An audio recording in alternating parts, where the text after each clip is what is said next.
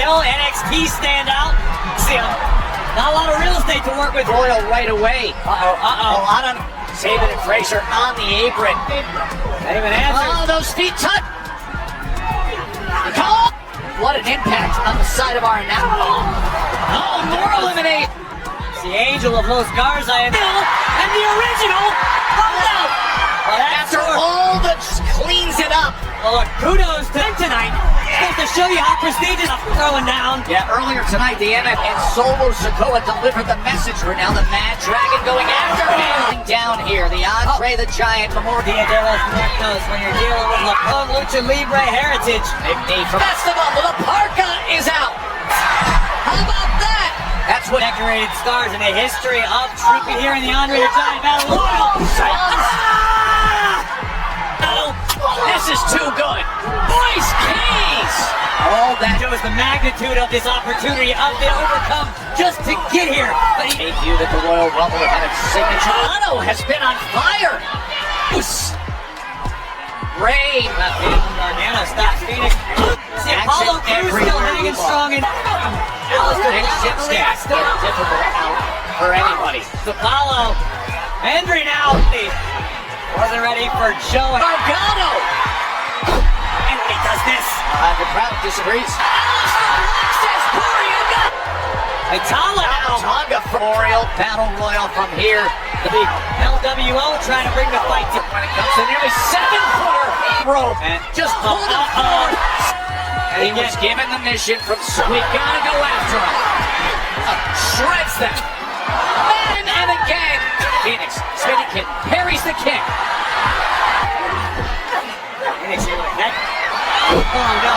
And the edge of the apron. Well, I think we are witnessing Tala Tonga in the Andre the Giant Memorial Battle Royal. And Shaskin is there in Clean Dragon. Ilya Dragunov. Right hand by the Mad Dragon. And I'll tell you, Aleister Black. Aleister Black is proving to be I'd be impressed by Alistair. Otis. Stacking him in the corner. Otis. Someone of business everywhere. Las Vegas. And Johnny Gargano. Those worms from Tremors. Somebody scrape him off the floor. Who's violent force behind that? Cardona. And look at that. Royce Keys and ticket combination. Otis rolls on the way. Here, Paul Otis.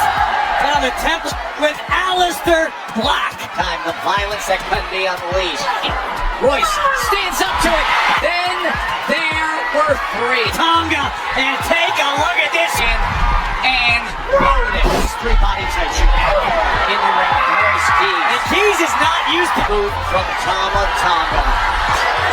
The showdown comes down to Tama Tonga. And Keys in a matter of moments. a buster from Royce. Is it? Hell yeah, he did. 6 Andre the Giant Keys. It's the Royal Rumble. But Ace has arrived. Take a look. Extras Tala Tonga straight through the middle. And the elation. What a moment. The Giant Memorial Trophy at the Hall of Fame. Induction. Andre the Giant. WrestleMania 42 শেষ হয়েছে আর এটা wrestling ইতিহাসে অদ্ভুত এক show হিসাবে নাম লিখিয়েছে। আলোচনা, সমালোচনা এবং প্রশংসা কোনো দিকে কম ছিল না। রবিবার রাতের শো প্রায় সব দিক থেকেই সমালোচিত হয়েছে। অন্যদিকে সোমবার রাত পেয়েছে ব্যাপক প্রশংসা। একদিকে ওবাফেমির আগমন, অন্যদিকে ব্রক লেসনারের সম্ভাব্য শেষ রেসলম্যানিয়া, রোমেন রেইন্স বনাম সিএম পাঙ্কের অসাধারণ মেইন ইভেন্ট, রলিন্স এবং গুন্থারের ম্যাচে ব্রন বেকারের জ্বালাতন, ল্যাডার ম্যাচ হয়েছে হিস্ট্রি লেভেলের। সব মিলিয়ে শোটি ছিল আলোচনায় ভরপুর, কিন্তু আসল মজা লুকিয়ে আছে এর হিডেন ফ্যাক্টে। চলুন আলোচনা করি রেসলম্যানিয়া 42-এর 10টি ভিন্নধর্মী সিক্রেট নিয়ে। সবচেয়ে কম ইনরিং অ্যাকশনের রাত ছিল। সোমবার নাইট 2 অনেক বেশি ভালো রিভিউ পেয়েছে, তবে একটা নেগেটিভ রেকর্ডও করেছে। মোট 6টি ম্যাচ মিলিয়ে ইনরিং সময় ছিল মাত্র 81 মিনিট 32 সেকেন্ড। এটা 2 রাতের রেসলম্যানিয়ার ইতিহাসের সবচেয়ে কম। আরও অবাক করা বিষয় হলো মেইন ইভেন্ট একাই ছিল 33 মিনিট 56 সেকেন্ড, অর্থাৎ পুরো শোয়ের প্রায় 40%। আর আরও অবাক করা বিষয় হলো পুরো শো অন এয়ার ছিল 186 মিনিট, 81 মিনিট 32 সেকেন্ড ছিল ম্যাচের টাইম, আর বাকি সময় ছিল রেসলারদের আগমন, ডকুমেন্টারি এবং অ্যাডের জন্য। যাই হোক, এক ম্যাচের সময় 34 মিনিট লাগলেও বাকি 5টি ম্যাচের এভারেজ ছিল 9 মিনিটেরও কম। এটা রেসেমেনিয়ার মতো একটা গ্র্যান্ড স্টেজের জন্য ফ্যান্সের কাছে খুবই ডিসঅ্যাপয়েন্টিং। ব্রক লেজনারের রেকর্ড। ডাব্লিউডাব্লিউইতে সবসময় ব্রক লেজনারকে এমন অবস্থায় দেখানো হয়েছে যেন তিনি এক অপ্রতিরোধ্য দানব, একজন ওয়ার্ল্ড বিটার, যিনি যে কোনো অপোনেন্টকে ধ্বংস করে দিতে পারেন। বিশেষ করে যখন তিনি দ্য আন্ডারটেকারের লিজেন্ডারি রেসেমিনিয়া স্ট্রিক ভেঙে দেন, তখন থেকেই তার নাম হয়ে যায় দ্য বিস্ট ইনকার্নেট। সেই মুহূর্তটি শুধু ব্রকের ক্যারিয়ারই বদলায়নি, বদলে দিয়েছে ডাব্লিউডাব্লিউই এর ইতিহাস। কিন্তু এখানে আছে সবচেয়ে শকিং সত্য। এবছর রেসেমেনিয়াতে ওবা ফেমির কাছে হারের পর ব্রক লেজনারের ওভারঅল রেসেমেনিয়ার রেকর্ড দাঁড়িয়েছে 6টি জয় 7টি হার। হ্যাঁ, ঠিকই শুনছেন। যে সুপারস্টারকে ডাব্লিউডাব্লিউই বছরের পর বছর এক আনস্টপেবল মনস্টার হিসাবে বিল্ড করেছে, তার রেসেমেনিয়াতে জয়ের চেয়ে হার বেশি।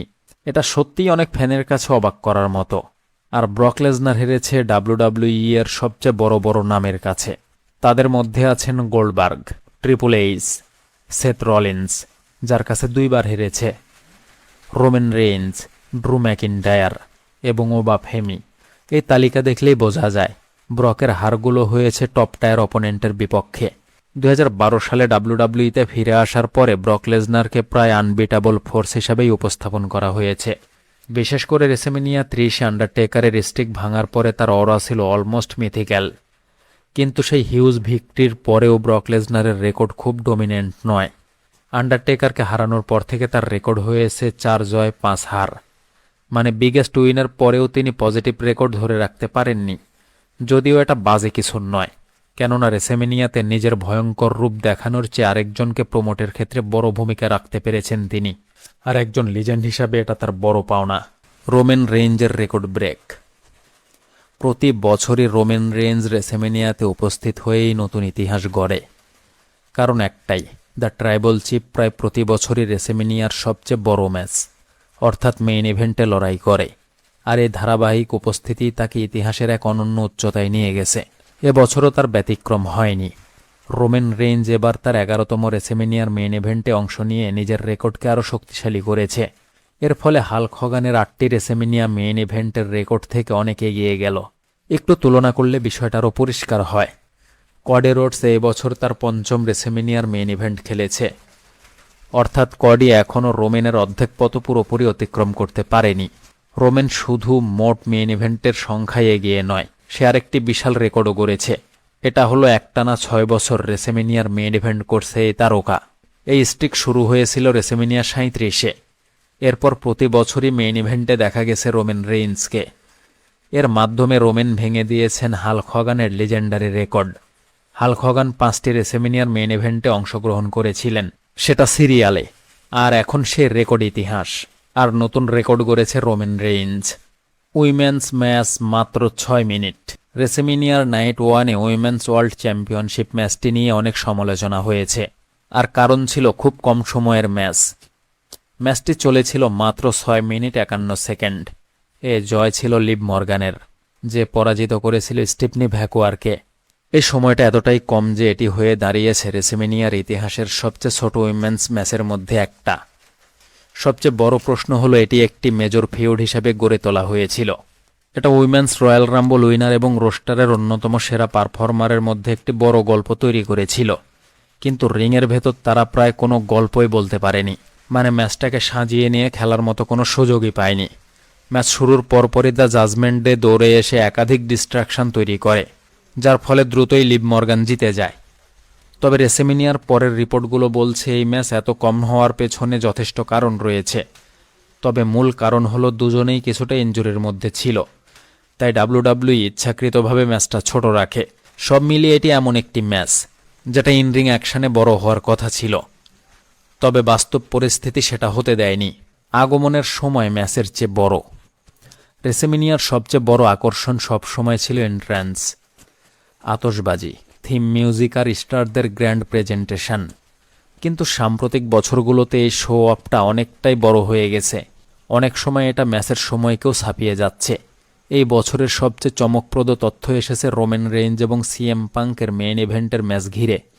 রিপোর্ট অনুযায়ী তাদের দুইজনের আগমন করতে সময় লেগেছে 12 মিনিট 26 সেকেন্ড। এটা শুধু লম্বা এন্ট্রান্স না, এটা বাস্তবে বড় একটা সমস্যা দেখিয়ে দেয়। কারণ এই 12 মিনিট 26 সেকেন্ডের এই এন্ট্রান্সটা ছিল উইকেন্ডের 12টির মধ্যে 8টি ম্যাচের চেয়েও দীর্ঘ। মেয়েদের ম্যাচের মধ্যে 4টি এর চেয়ে ছোট ছিল।